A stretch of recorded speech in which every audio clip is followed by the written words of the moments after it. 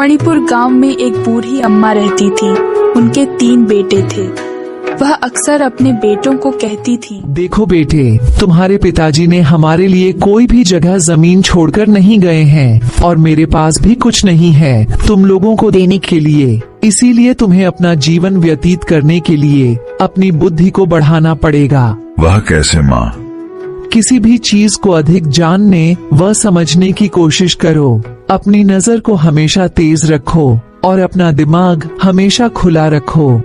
तीनों भाई को अपनी माँ की बात समझ में आ गया। देखते ही देखते समय बीता और बूढ़ी अम्मा गुजर गई। अब हमारे लिए यहाँ कुछ नहीं बचा है। चलो दूसरे गांव जाकर कुछ काम करते हैं। हाँ भैया, आप सही कह रहे हैं। ऐसे भी मजदूरी करके अपना पेट तो भर ही लेंगे। तीनों भाई निर्णय करके गांव से निकल पड़ते हैं। तीनों भाई गांव से निकलकर जंगल की तरफ बढ़े और अपनी माँ के कहे अनुसार तीनों भाई हर वस्तु को अपनी तेज नजर से देखते और अपने दिमाग पर रखते हुए आगे बढ़ते गए। तभी उन्हें रास्ते में एक जमींदार मिला। तुम किसी खोई हुई चीज की तलाश कर रहे हो क्या? हाँ। तुम्हारा घोड़ा खो गया है ना? क्या तुम्हारा घोड़ा काना है ना? हाँ, लेकिन तुम्हें ये बात कैसे मालूम? उसमें एक महिला और एक बच्चा सवार थे ना? जमींदार ने तीनों भाई को शक की नजर से देखा। मेरा घोड़ा तुम्हारे पास ही है, बताओ उसके साथ तुमने क्या किया है? अरे नहीं, तुम गलत समझ रहे हो। हमने तो तुम्हारा घोड़ा को तो देखा भी नहीं। तो तुम सबको ये बात कैसे पता चला? अरे क्योंकि हमने अपने आँखों और दिमाग का प्रयोग किया और तुम्हारा घोड़ा तो दूसरे दिशा की ओर गया है। तुम उस दिशा में जाओ, तुम्हारा घोड़ा और तुम्हें मिल जाएगा। मुझे कहीं नहीं जाना। मुझे पता है घोड़ा तुम्हारे पास ही है और तुम्हें उसे लौटाना ही पड़ेगा मुझे। तीनों भाइयों के बहुत समझाने पर भी वह जमींदार नहीं माना। वह तीनों भाइयों को मुखिया के पास ले गया।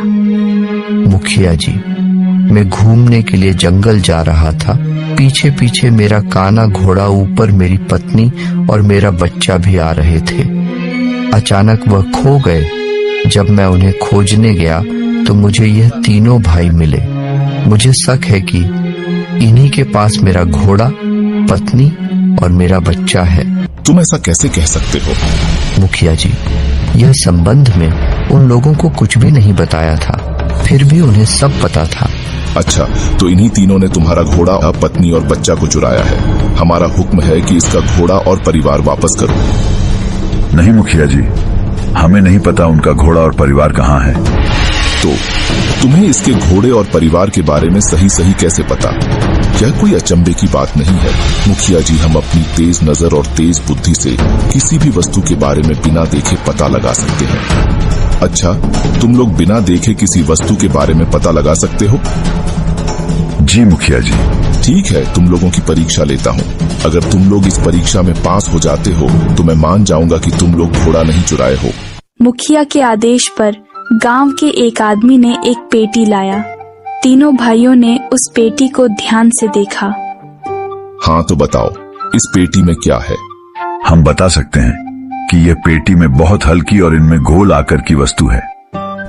इस पेटी में आम है और वह आम अभी कच्चा है।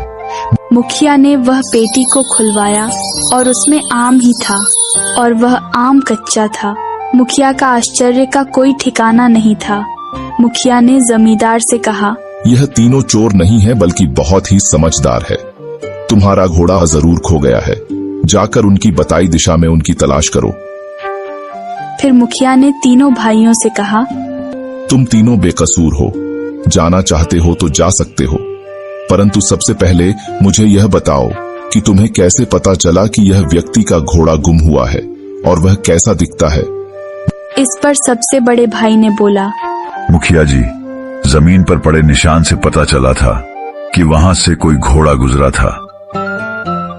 अच्छा, तो यह कैसे पता चला कि घोड़ा काना है?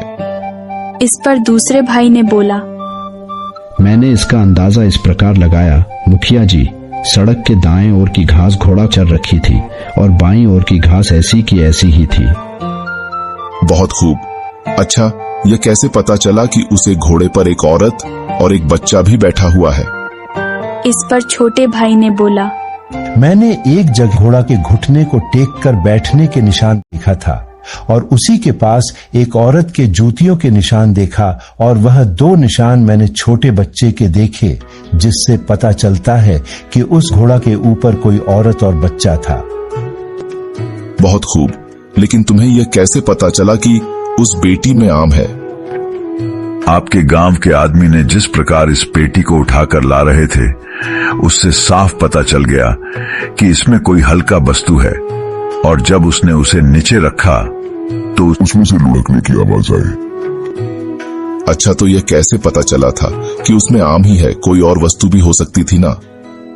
इस पर दूसरे भाई ने बोला, हाँ हो सकता था मुखिया जी, लेकिन आम की पेटी जो बागान की तरफ से लाई गई, उस बागान में सिर्फ आम का ही पेड़ है। बहुत खूब, लेकिन यह कैसे पता चला कि वह आम कच्चा ही है? मुखिया जी, आपके गांव में आते समय मैंने आपके बगीचे के आम के पेड़ देखे थे, उन पर सभी आम कच्चे थे। इसी से मैंने अंदाजा लगाया कि पेटी में आम भी कच्चा होगा। तीनों भाइयों की तेजी नजर और सूझबूझ से मुखिया बहुत खुश हुआ और मुखिया ने तीनों भाइयों को अपने गांव में रहने का और मुखिया के साथ काम करने का आदेश दे दिया।